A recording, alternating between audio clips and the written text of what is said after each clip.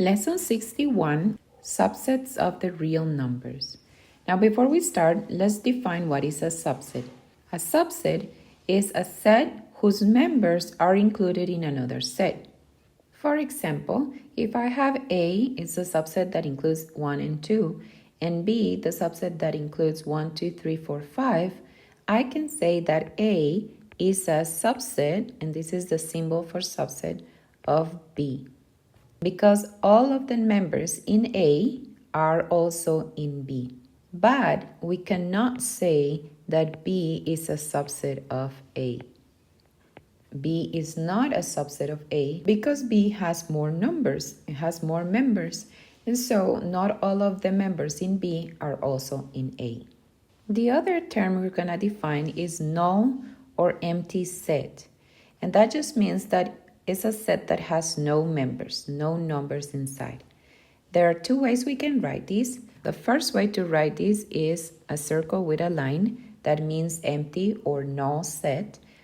And the other way to write it is with these two braces like this with nothing inside. And that means there are no members in that set. So let's look at example 61.1. It says given these sets, D is 0, 1, 2, E is 1, 2, 3, and remember these points mean that it keeps going. So it's infinite, it doesn't stop. And then G is 1, 3, 5. So these two, D and G, are finite, but E is infinite because of the 3 points. So let's read these statements and decide if they are true or false. The first statement says E is a subset of G. So again, remember, a subset means that all of the members are in the other set. So is it true that all of the members of E are in G? No, it's not true. In E, there are infinite members, and in G, there are only 3. So this is false. The next example says G subset of E. So now we're going backwards. Are all the members of G part of E? And the answer is yes, because 1, 3 are there, and then 5 is also here in the infinite. So this is true. And the last one says D is a subset of E. D is a subset of E. Are all of the members of D in E? Well, if we notice, 0 is not part of E, so this is false. And that's it. You just have to be careful when you're analyzing each one of those statements. Now we're going to review what are the subsets of the real numbers. Remember, the real numbers are all the numbers that exist, all of the numbers that we work with.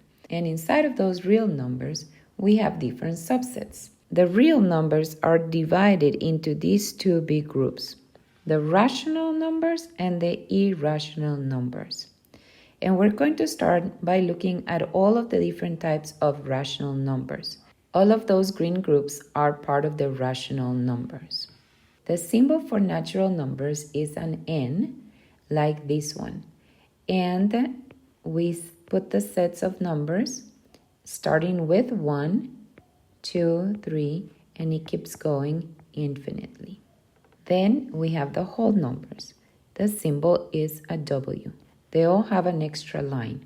And this one starts with 0 and includes all of the natural numbers. Notice how the whole numbers are the natural numbers and 0. Then we have the integers, and the symbol for the integers is a Z. For the integer numbers, we start with infinite because they don't have a beginning. And then we're going to put all the opposite numbers of the natural numbers. Then we also include the 0 and the rest of the natural numbers. Notice how the integers don't have a beginning or an end. Now, what you need to notice here in these 3, natural, whole, and integers, is that none of them include the decimals. They're all whole numbers or complete numbers, no decimals. Now, you also need to see that the naturals are a subset of the whole, The whole are a subset of the integer, and then the integer is a subset of the rational. Now, the rationals include all of the numbers that we can write as a fraction. The rational symbol is a Q, and it's going to include all of the integers, but also, I'm going to put that U for union, all of the decimals. Now we move to a very different kind of group, which is the irrational. The irrational cannot be written as a fraction. That is the difference between rational and irrational. That we can write the rational as a ratio, and the irrational we cannot. And we cannot list the members on the irrational, but we can give some examples. For example, the square root of 2, the square root of 15, the cubic root of 10. So any radical that cannot be simplified. Also numbers like pi or the Euler number, or any decimal that I can write that does not stop or repeat. For example, this decimal that I just wrote, 1.23456788910 is going to keep going. It will never stop and it will never repeat. Or this other example of this decimal that again, it will never stop because we have a clear pattern of what's happening, and it will never repeat either. And so that is an irrational number. In all of this, we can include positives or negatives. The symbol for irrational is a capital I with 2 lines as well. Now I want to take a minute to explain this with this diagram. Imagine the real numbers is that big box. Well, the real numbers is divided into 2, the rational and the irrational. Like we did before, there are different examples we can write here, although the examples are infinite, but at least it gives us the kind of numbers that we can have here. In the rational numbers, we have to remember that is all of the numbers that can be written as a fraction. That includes numbers that are decimals or fractions, but also numbers that are whole that can be written as a fraction. And I will talk about that in a moment. So we have to remember that this has another bag inside, which is when we just put all the integers together and we leave the decimals out. If I do that, I'm going to have numbers like -10, -3, -4, -2, -100, 0, 1, 2, 3, 4, 5. So again, remember that it keeps going. It's infinite. So what happens is that if I grab all of these, which are all the positives, then I have the whole numbers. The whole numbers are 0 and all of the positive integers. And then if I exclude the 0, and I just use this part here, then those are the natural numbers. The natural numbers start with 1 and they go to infinite. And again, 0 is not included. It's only included in the whole numbers.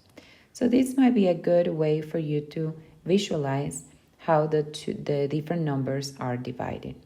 Now, since we're also looking at these, I want to give you a few examples of numbers that are not real. So numbers that are out here. What kind of numbers do we know that are not real?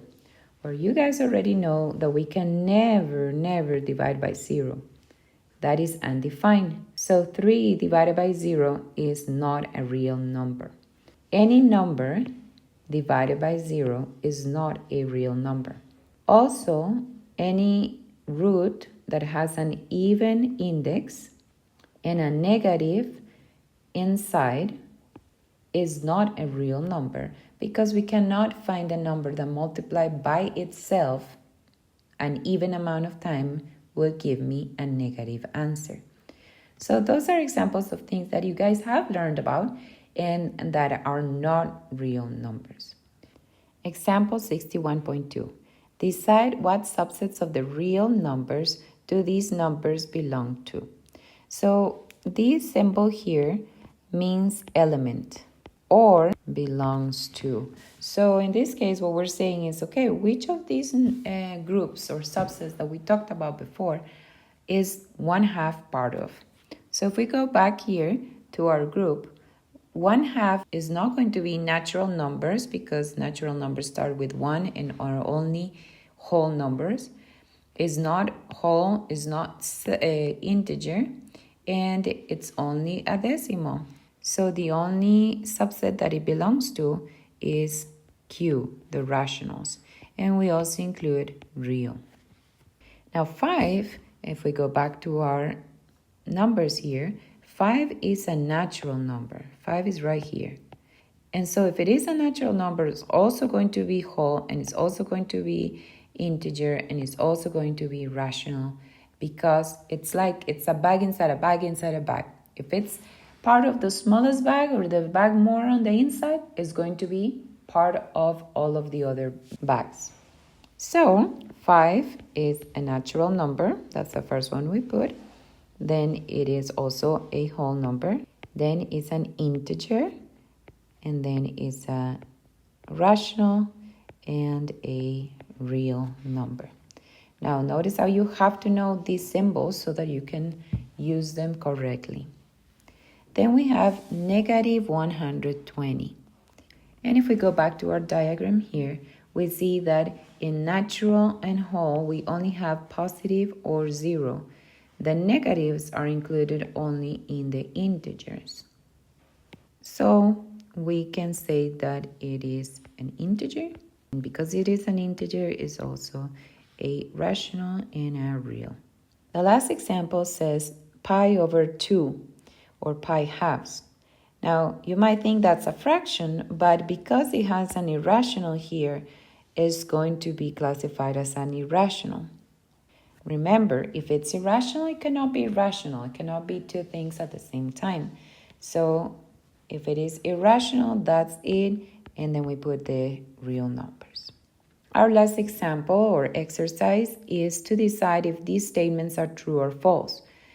So think about the different subsets in the diagram and their definitions, and then decide if these are true or false. I would recommend you try to do it by yourself, pause the video, and then you can do it with me.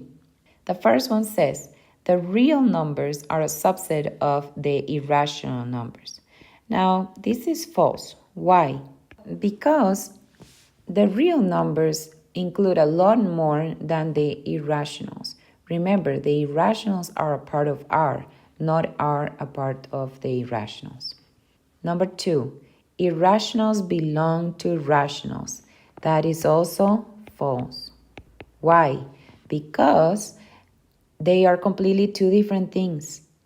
Irrationals and rationals. They're separate, two different categories. We cannot combine them. Number 3, integers are a subset of the real numbers.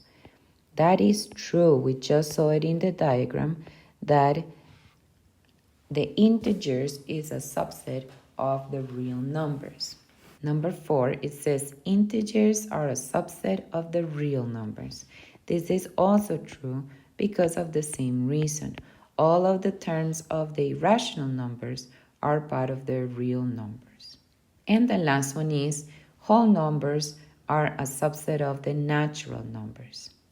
Now this one could be a little confusing, but you have to remember that the whole numbers include 0 and the naturals. So this is false because we have one more member in whole numbers that is not in natural.